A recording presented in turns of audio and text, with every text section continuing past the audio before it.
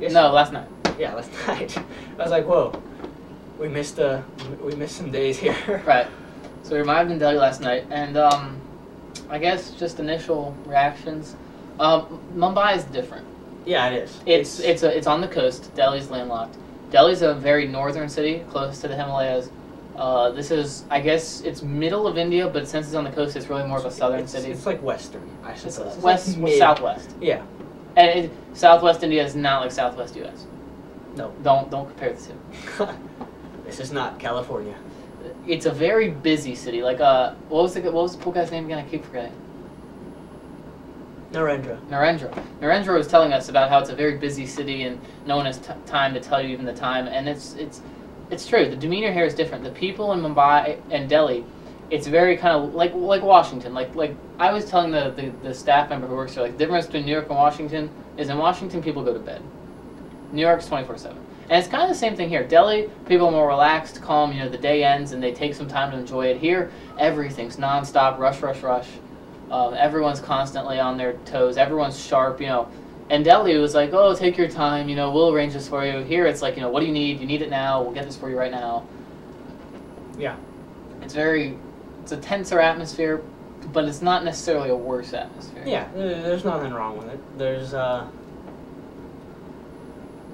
the taxi drivers are a little more, they're not as friendly so No far. one here is as friendly and personable.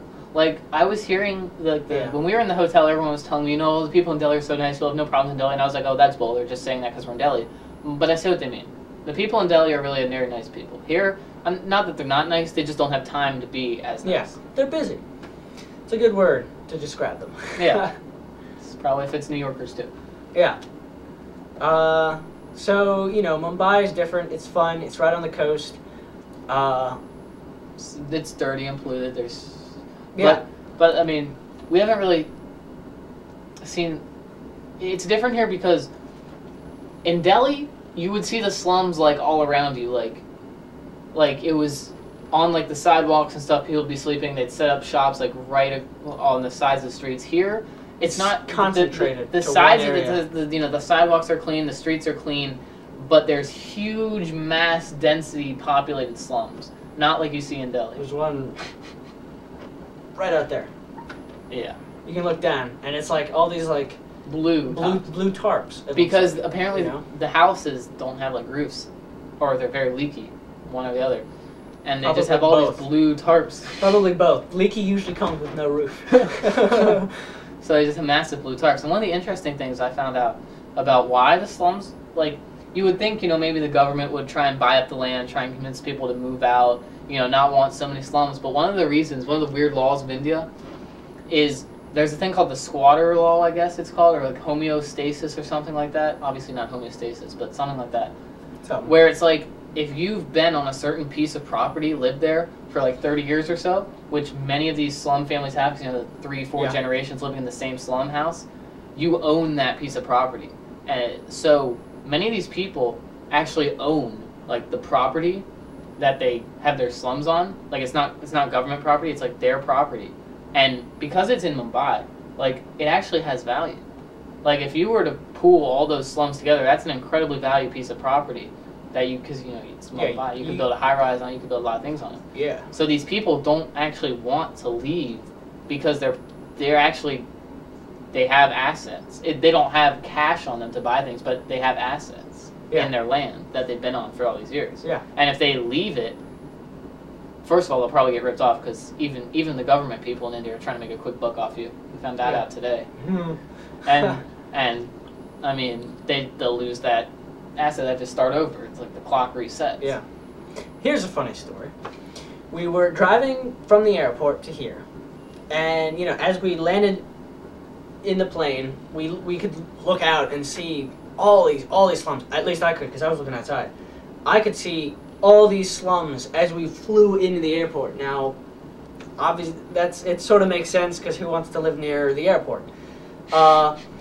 So we're driving in the car, and we're driving by this giant building, and this guy says, this is a guy's house. He spent $2 billion on it. And he starts telling us that it's this guy's entire house. It's this huge, It's like the CEO of this huge India company. 26 It's a 24 story, 24. ugly as shit gray building. Yeah, well, I don't know. It's a modern design. It's not like concrete, but it's like modern architecture. It's not. It's not. But when you think modern architecture, you think like stylish, like modern, Yeah. unique, like Tokyo, New York. It's not No, stylish. It's not stylish. It's gray. It's just Yeah. ugly and mute. Now, And it's okay. cost $2 billion.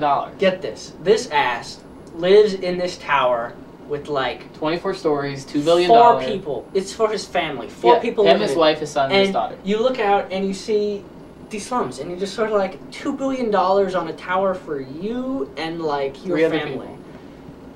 Not necessary, dude. Not necessary. Yeah, and the people hate him. Like Yeah. our driver was talking like the people in India, like they like him. They like us enough. They like Americans. They don't. They're not really that bitter towards wealth. It's the people like this asshole Yeah. who completely shove it in their face and waste the wealth that they hate. Yeah, like our driver was like incredibly bitter when he was telling us this, and we were like, okay. Well, yeah, because he was telling us how. Yeah. He's a driver who works for the Taj. It's a good company. You know, Yeah. good benefits. He was telling us that he really can't even afford to take his family out to like movies because they're so expensive and stuff. And this asshole's spending $2 billion on a 24-story house for 4 people. I started to get mad at him. I was like, dude, you don't need this. As we drove by. I mean, But- like you could spend a couple million on a very nice property. I mean, they wouldn't care if you bought up property. They care about you trying to show off in this masculinity act. Mm-hmm.